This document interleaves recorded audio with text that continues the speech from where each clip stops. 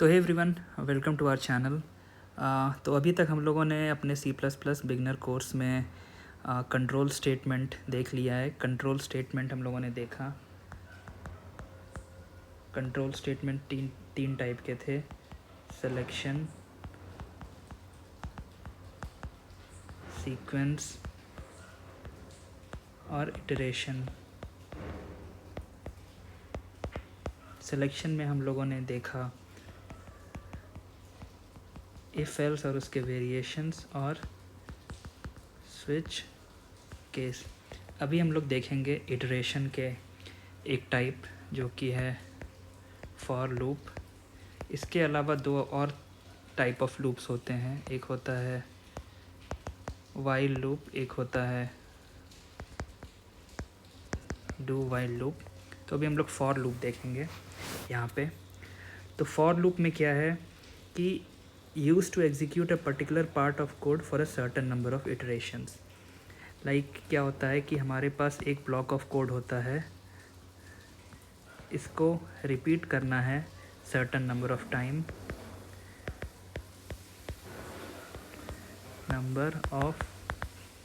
Times. कब तक? until a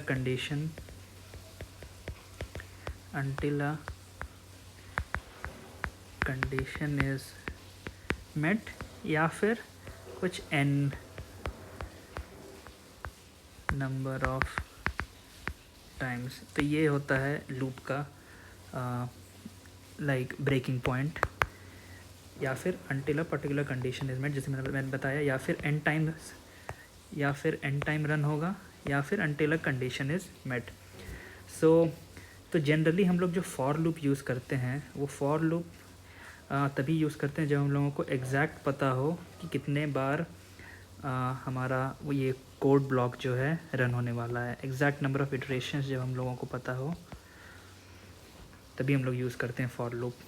फिर अगर कोई कंडीशन में लाइक हम लोग को इटरेट करवाना है, जब तक कोई कंडीशन मीट ना हो, तो उसके लिए वाइल लूप यूज़ करते हैं, आगे हम लोग देखेंगे। तो फॉर लूप कब यूज़ करते हैं? जब when we know like the exact number of iterations the loop needs to run. तो फॉर लूप का सिंटेक्स यहाँ पे देख लीजिए क्या है। फॉर कीवर्ड है, उसके बाद कॉमन ब्रैकेट है स्टार्ट, फिर इनिशियलाइजेशन होता है फॉलोड बाय सेमी कॉलन, फिर कंडीशन होगा again followed by semi colon, उसके बाद अपडेशन स्टेटमेंट लिखेंगे followed by the closing common या सर्कुलर ब्रैकेट, फिर लूप बॉडी स्टार्ट होगा, लूप बॉडी के अंदर जो डालना है डाल सकते हैं, फिर बॉडी क्लोज। जैसे एक एग्जांपल बाद में देखते हैं। इसमें फिर ऑर्डर ऑफ एग्जीक्यूशन देख लेते हैं। इसमें देखा हम लोगों ने कि बहुत सारे कंपोनेंट्स होते हैं। क्या क्या है? इनिशियलाइजेशन है, फिर कंडीशन है, फिर अपडेशन है, फिर लूप बॉडी है। ये चारों कंपोनेंट्स हो गए component of a for loop. तो इसका अब ऑर्डर ऑफ एग्जीक्यूशन देखते हैं। इसमें जो ये इनिशियलाइजेशन है, ये इनिशियलाइजेशन जो है फॉर लूप में, ये this is a one time operation. One time वही मैंने लिखा है, इनिशियलाइजेशन वन टाइम ऑपरेशन है।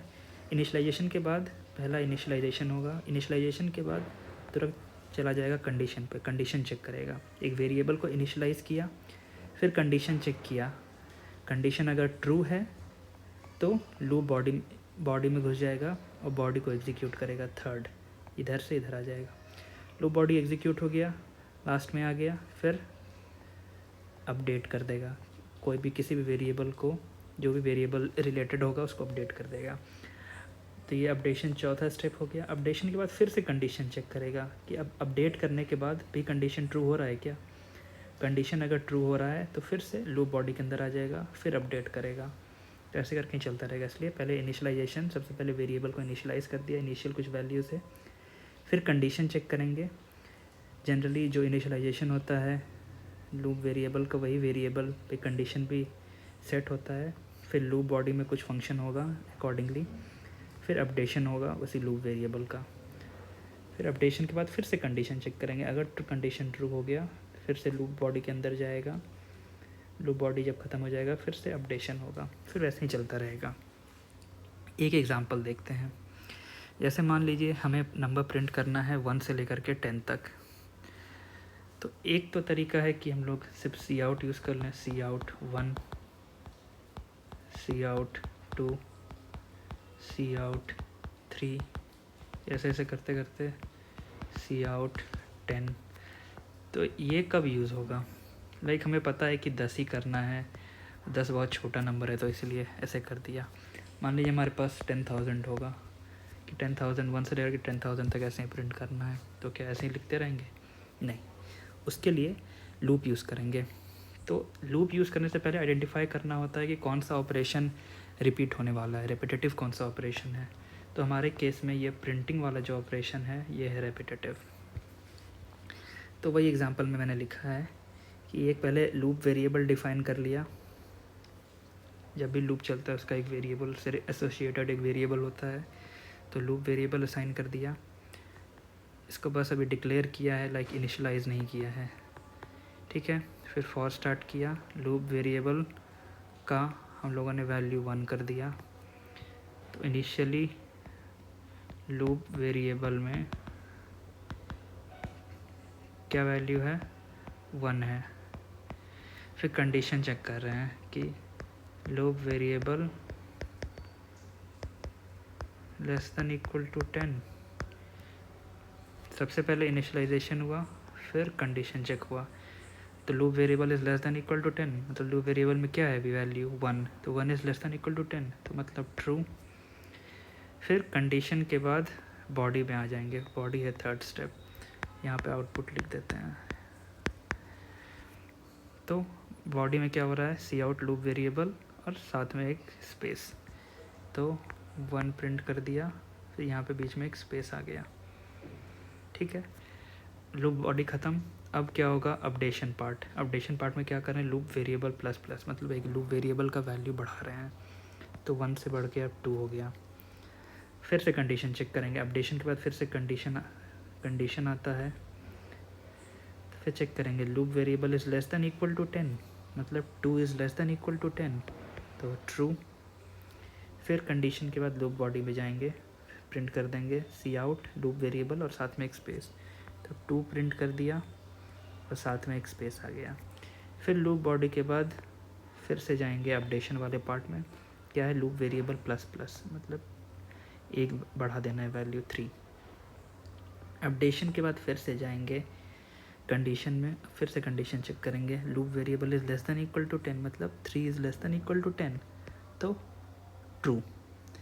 कंडीशन के बाद फिर से जाएंगे लूप बॉडी में, लूप बॉडी में क्या हो रहा है? सी आउट लूप वेरिएबल और एक स्पेस, तो 3 और एक स्पेस प्रिंट कर दिए। फिर लूप बॉडी जब कंप्लीट हुआ तो फिर से अपडेशन वाले पार्ट में आ गए, लूप वेरिएबल प्लस प्लस, मतलब लूप वेरिएबल का वैल्यू 1 बढ़ा देना है, 4 हो गया। फिर अपडेशन के बाद फिर से condition, loop variable is less than equal to 10, मतलब 4 is less than equal to 10, तो ट्रू। फिर कंडीशन सही हो गया तो बॉडी के अंदर एंटर किया, सी आउट लूप वेरिएबल और एक स्पेस, 4 एक स्पेस, ऐसे ही चलते जाएगा। 5 होगा, 5 में कंडीशन चेक करेगा, 5 is less than equal to 10, true, तो प्रिंट कर देगा 5 और एक स्पेस। फिर 6 होगा, 6 is less than equal to 10, true, 6 और एक स्पेस। फिर 7 होगा, 7 is less than equal to 10, true, 7 और एक स्पेस। 8 होगा, 8 is less than equal to 10, true, तो 8 और एक स्पेस। 9 होगा, 9 is less than equal to 10, तो मतलब ट्रू, 9 और एक स्पेस। फिर 10 होगा, 10 is less than equal to 10, तो ट्रू, तो 10 होगा, फिर एक स्पेस, तो 10 और स्पेस यहाँ पे प्रिंट हुआ। फिर जाएगा लूप वेरिएबल अपडेशन वाले पार्ट में, तो लूप वेरिएबल का फिर से वैल्यू बढ़ा दो, तो 11। अब फिर से चेक करेगा, अपडेशन के बाद फिर कंडीशन पे गया, चेक करेगा loop variable is less than equal to 10, तो 11 is less than equal to 10, तो फॉल्स हो गया। तो क्या होगा कि अब इस बॉडी से बाहर आ जाएगा, मतलब अब कर्सर यहाँ पे आ गया, यहाँ पे कुछ है जो होगा, जो भी लाइन्स होंगे कोड उसको भी एग्जीक्यूट करेगा, मतलब लूप से बाहर आ गया। तो ऐसे करके 10 तक प्रिंट हो गया स्पेस के साथ। तो ये एक एग्ज़ाम्पल है। ये सेम एग्ज़ाम्पल को भी हम लोग चलते हैं आईडी में, इसको वेरीफाई करते हैं कि ये जो हम लोगों ने आउटपुट कंप्यूट किया है यही आउटपुट देगा या नहीं। और ये जो हम लोगों ने पूरा किया, इसको पूरा जो रन किया, इसे कहते हैं ड्राई रन। तो कोई भी अगर आपके पास कॉम्प्लिकेटेड सा लूप है या सिंपल लूप भी अगर आप सीख रहे हैं अभी, तो मैं ज़रूर रेकमेंड करूँगा कि आप ड्राई रन, पूरा स्टेप तो नहीं पर अप टू सर्टन स्टेप, कुछ स्टेप तक आप ड्राई रन करके देखिए। उससे आपको क्लैरिटी मिलेगा, आपके सामने जो भी हो रहा होगा आपके सामने हो रहा होगा।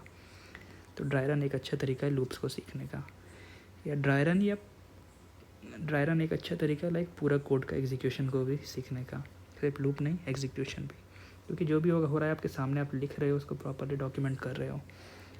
तो चलिए अभी आईडी में चलते हैं। तो hey everyone, welcome to the ID. तो यहाँ पे मैंने वही सेम प्रोग्राम फॉर लूप का मैंने पहले से यहाँ पे लिख के रखा है। तो देखते हैं क्या लिखा है मैंने। सबसे पहले हमारे पास आईओ स्ट्रीम है, फिर यूजिंग नेम स्पेस एसटीडी है। तो फिर उसके बाद मैंने ये मेथड मेन डिफाइन किया है जिसका रिटर्न टाइप इंट है, जैसा हम लोगों ने डिस्कस किया था। और ये रहा हमारा मेन मेथड का बॉडी। तो फिर मैंने यहाँ पे एक लूप वेरिएबल डिक्लेयर कर दिया है और एक एंड डिक्लेयर किया है। तो वहाँ पे जो हम लोगों ने कोड देखा था, वहाँ पे हम क्या कर रहे थे कि अप टू 10 टाइम्स जा रहे थे। पर यहाँ पे क्या करेंगे कि n में हम लोग नंबर स्टोर कर लेंगे यूज़र से इनपुट लेके कि मैक्सिमम कितना होना चाहिए। ठीक है। फिर यहाँ पे सी आउट है जो मैसेज डिस्प्ले करेगा यूज़र को कि enter the last number two display. और फिर सी इन के मदद से इस n में यूज़र का इनपुट स्टोर कर रहे हैं। फिर यहाँ पे हमारा फॉर लूप रहा। फॉर लूप में हमने इनिशियलाइजेशन में लूप वेरिएबल को 0 डाला है। फिर कंडीशन में है हमारे पास loop variable is less than equal to n। फिर अपडेशन में है लूप वेरिएबल प्लस प्लस। फिर हम लोग यहाँ पे प्रिंट कर रहे हैं सी आउट लूप वेरिएबल, उसके बाद एंडल। वहाँ पे हम लोग स्पेस दे रहे थे, यहाँ पे एंडल है, लाइन चेंज हो जाएगा।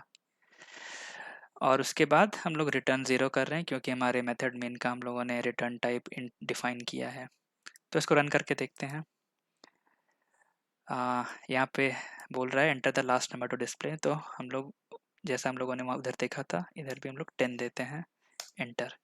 तो देखिए 0 1 2 3 4 5 6 7 8 9 10 तक डिस्प्ले हो गया है। अभी हम लोग कुछ और नंबर डाल के देखते हैं, जैसे 17।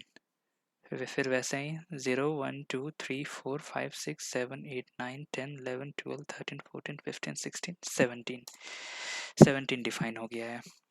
तो ये हम लोगों ने देख लिया कैसे काम कर रहा था, इसको समझ में लिया। अभी इसी का एक वेरिएशन देखते हैं। अभी क्या हो रहा है ना कि हम लोग ये फॉर लूप का जो ये ब्रैकेट ओपन और क्लोज है, इसी के अंदर हम लोग loop variable that is initialization, condition और अपडेशन इसी के अंदर डाल रहे हैं। तो ऐसा ज़रूरी नहीं है करना। हम अगर चाहें इनिशियलाइजेशन करना तो ये वाला पार्ट, इतना सा पार्ट हम लोग इधर भी कर सकते हैं। फिर अपडेशन अगर हम लोग चाहें तो अपडेशन लूप बॉडी के अंदर भी कर सकते हैं। बस कंडीशन ये है, एक रिक्वायरमेंट है कि कंडीशन जो है हमेशा फॉर लूप के ये कॉमन ब्रैकेट के अंदर ही होगा। तो हम लोग उसका एग्जांपल देखते हैं। सेम एग्जांपल आईओ स्ट्रीम है, यूजिंग नेम स्पेस एसटीडी है, सेम मेथड मेन है, लूप वेरिएबल और एन हम लोगों ने यहाँ पे डिक्लेयर किया है वेरिएबल्स। यहाँ पे यूज़र से इनपुट ले रहे हैं एन का। और इनिशियलाइजेशन वाला पार्ट जो है हम लोग यहाँ कर रहे हैं, इनिशियलाइज कर दिए लूप वेरिएबल को 0 से। फिर फॉर सेमीकोलन, ठीक है। फिर loop variable is less than equal to n, फिर सेमीकोलन, ब्रैकेट क्लोज। फिर यहाँ से लूप बॉडी स्टार्ट, सेम चीज़ कर रहे हैं, cout loop variable endl. फिर अपडेशन वाला पार्ट जो है यहाँ पे कर दिया मैंने, loop variable plus plus updation और रिटर्न 0। तो यहाँ पे अगर देखेंगे तो बस इतना सा पार्ट हम लोगों ने हटाया है सेमीकोलन के पहले, इसलिए सेमीकोलन वहाँ पे देना ज़रूरी है। अगर ये इनिशियलाइजेशन पार्ट नहीं भी होगा तब भी ये सेमीकोलन नेसेसरी है। फिर वैसे ही अगर अपडेशन ये वाला पार्ट नहीं भी होगा पर ये वाला सेमीकोलन देना नेसेसरी है। तो इनिशियलाइजेशन हम लोगों ने किया है फॉर लूप के बाहर, अपडेशन हम लोग कर रहे हैं आपका फॉर लूप के बॉडी में। बस हमारा कंडीशन जो है ये है इस फॉर लूप के सर्कुलर ब्रैकेट के अंदर। इसको भी रन करके देखते हैं। 10 सेम आना चाहिए। 0 1 2 3 4 5 6 7 8 9 10 सेम है। बस ये कंडीशन है कि जो कंडीशन वाला पार्ट है ये फॉर लूप के ब्रैकेट के अंदर होना चाहिए। तो अभी हम लोग क्या करते हैं ना कि कंडीशन को भी हटा देते हैं। कुछ नहीं है ना, कंडीशन है, अपडेशन सॉरी इनिशियलाइजेशन तो है, अपडेशन भी है, पर कंडीशन नहीं है। तो इसको एक बार रन करके देखते हैं क्या होता है। देखिए क्या हो रहा है। लूप रुक ही नहीं रहा है, कंटिन्यूसली 7000 8000 14 15 16 20,000 में आ गया है। लूप रुकेगा ही नहीं। लूप क्यों नहीं रुकेगा, अभी हम लोग इसको कट कर देते हैं। लूप कभी रुकेगा ही नहीं। लूप क्यों नहीं रुकेगा? क्योंकि हमने लूप को रोकने का एक सबसे ब्रेक करने का, लूप को स्टॉप करने का सबसे इम्पॉर्टेंट पार्ट है कि कंडीशन फुलफिल हो गया, कंडीशन फॉल्स हो गया, लूप ब्रेक हो जाएगा। वो हम लोगों ने दिया ही नहीं है, कुछ ब्रेक कंडीशन है ही नहीं। तो इसलिए कंटिन्यूसली इन्फिनाइटली जाता रहेगा, ये कभी रुकेगा नहीं ये लूप। इसलिए कंडीशन बहुत इंपॉर्टेंट है। ठीक है, तो होपफुली आज का वीडियो आपको समझ में आया होगा। कोई भी अगर आपको डाउट है, कोई भी फीडबैक आपको देना है वीडियो से, मेरे वीडियो से रिलेटेड, तो आप कमेंट सेक्शन का यूज़ कर सकते हैं। और अगर आपको ये वीडियो पसंद आया है तो वो लाइक बटन को प्रेस कर दीजिए। और आपको इस तरह का कंटेंट ही चाहिए, और मैं फ्यूचर में और भी अलग अलग प्रोग्रामिंग लैंग्वेजेस के ऊपर कंटेंट लाने वाला हूँ, तो इसलिए आप सब्सक्राइब कर लो और बेल आइकन को भी दबा लो आने वाले वीडियो के अपडेट के लिए। सो थैंक यू फ्रेंड्स, अगले वीडियो में मिलते हैं।